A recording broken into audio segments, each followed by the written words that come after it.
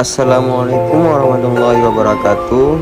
Kenalkan, nama saya Fathir Arsaslegar. Mengenalkan saya Agil Mutakin dari kelompok 11 Teknik Informatika Universitas Malikus Saleh.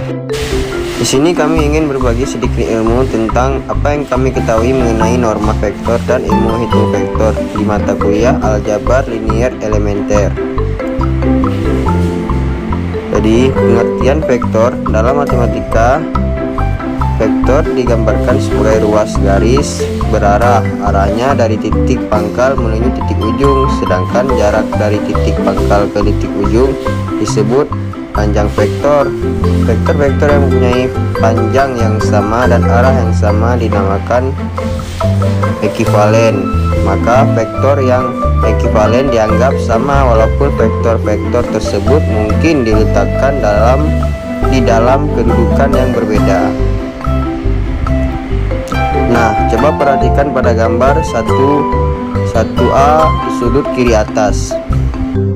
Secara geometri, sebuah vektor diwakili oleh sebuah ruas garis berarah dengan panjang ruas garis itu menunjukkan besar, sedangkan arahnya menunjukkan arah vektor itu. Jika ruas garis AB seperti pada gambar 1A adalah sebuah vektor V dengan titik A disebut titik pangkal atau initial point dan titik B disebut titik ujung atau terminal point, maka kita dapat menuliskan V sama dengan AB. Nah, baik, untuk selanjutnya akan dijelaskan oleh rekan saya Agil Mutakin.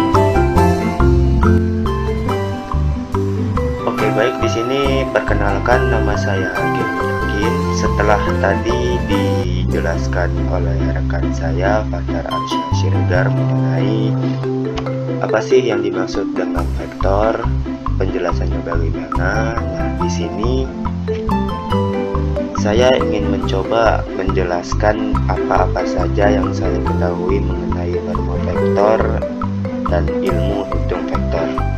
Nah, di sini jika V sama dengan V1, V2 adalah vektor di ruang 2, maka panjang atau norma vektor ditulis atau didefinisikan bisa dari rumus Pythagoras.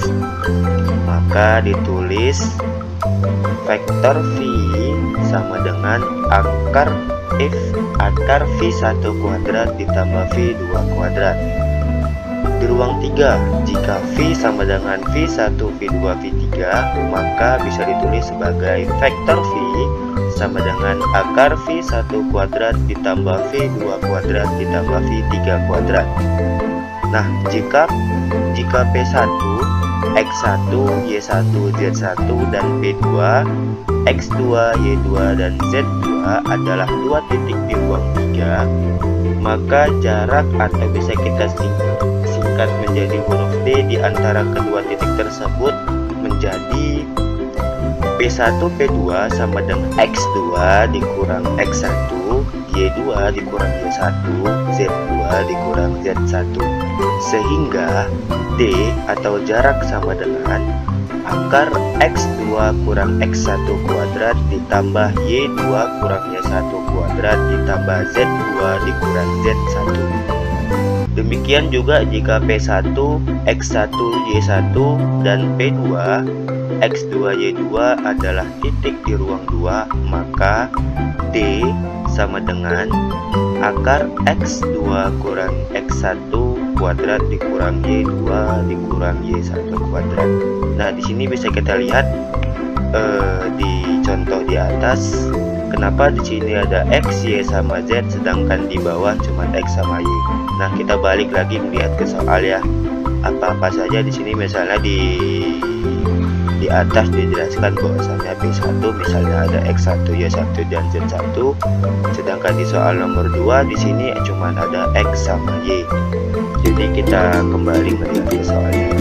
Nah, contoh misalnya V sama dengan min 3, 2, 1, maka bisa ditulis vektor sama dengan akar min 3 ditambah 2 kuadrat ditambah 2 kuadrat ditambah 1 kuadrat sama dengan akar 14.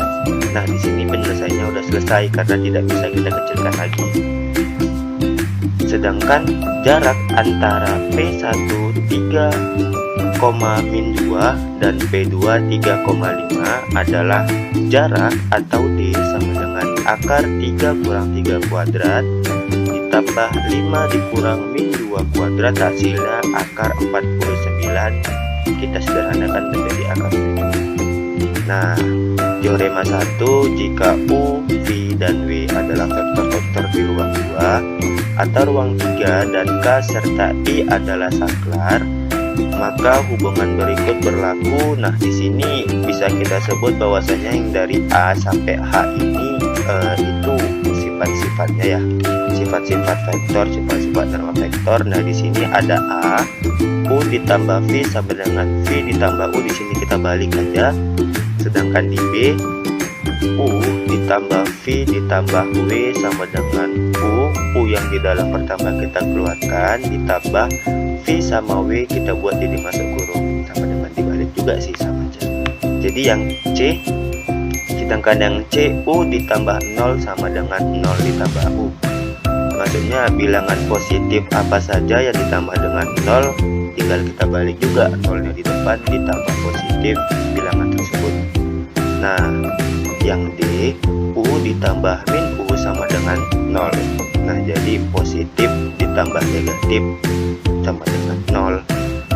Sedangkan yang E, K dikali U dikali IU sama dengan KI dikali U.